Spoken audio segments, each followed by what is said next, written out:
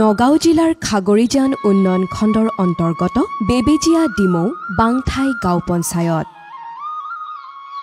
পঞ্চায়তৰ কাৰ্যালয়ৰ পৰা আৰম্ভ কৰি অঞ্চলটোৰ অংগনৱাড়ী কেন্দ্ৰ, স্বাস্থ্য কেন্দ্ৰ, বিদ্যালয়, খেলপথাৰ আদিয়ে আপোনাৰ মন জয় কৰি তুলিব পাৰিব।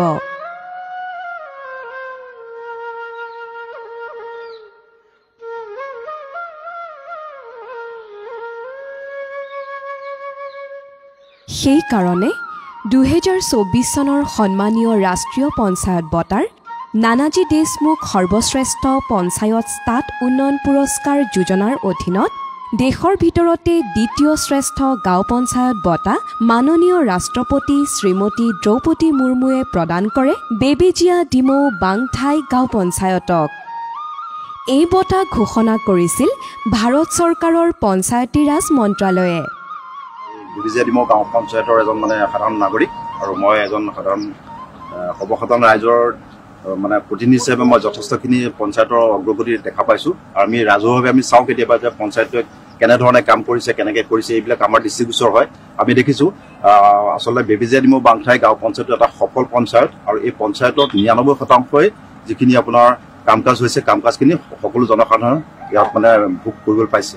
আৰু এই ক্ষেত্ৰত আমি শলাগ ল'ব লাগিব মাননীয় মুখ্যমন্ত্ৰী মহোদয়, তেখেতৰ যিখিনি স্বচ্ছৰ নিকা আঁচনিৰ ক্ষেত্ৰত যিখিনি জনসাধাৰণৰ সপক্ষে যিখিনি সুবিধা প্ৰদান কৰিছে, সেই সুবিধাৰ ক্ষেত্ৰত আমি সকলোখিনি পাইছোঁ।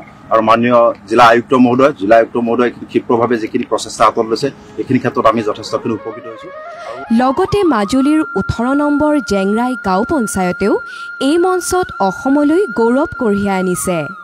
জেংৰাই গাঁও পঞ্চায়তত আছে 29টা অংগনৱাড়ী কেন্দ্ৰ, 21খন প্ৰাথমিক বিদ্যালয়, এখন আদৰ্শ বিদ্যালয়।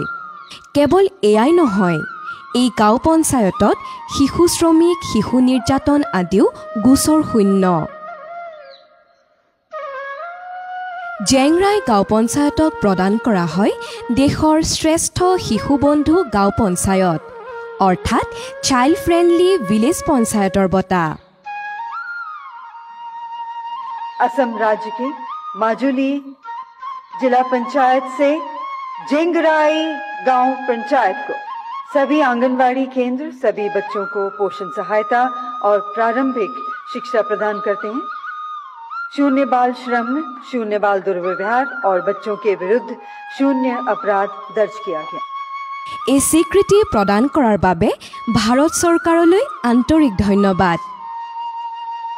জেংৰাইমুখ গাঁও পঞ্চায়ত ভাৰতবৰ্ষৰ ভিতৰত এটা সৰ্বশ্ৰেষ্ঠ বঁটা পাবলৈ সক্ষম হৈছে চাইল্ড ফ্ৰেণ্ড কেটেগৰীত। এইকাৰণে আমি বহুত সুখী অনুভৱ কৰিছোঁ যে আমাৰ এই গ্ৰাম্যাঞ্চলৰ নিচিনা এখন মিচিং 99% মিচিং অধ্যুষিত অঞ্চলৰ এখন পঞ্চায়ত হিচাপে আমি বহুত সুখী অনুভৱ কৰিছোঁ। আৰু অসমলৈ গৌৰৱ কঢ়িয়াই অনা দুয়োখন গাঁও পঞ্চায়তলৈ আমি জনাইছোঁ অশেষ অভিনন্দন। অসমৰ প্ৰতিখন গাঁৱৰ উন্নয়ন আমাৰ প্ৰাথমিকতা।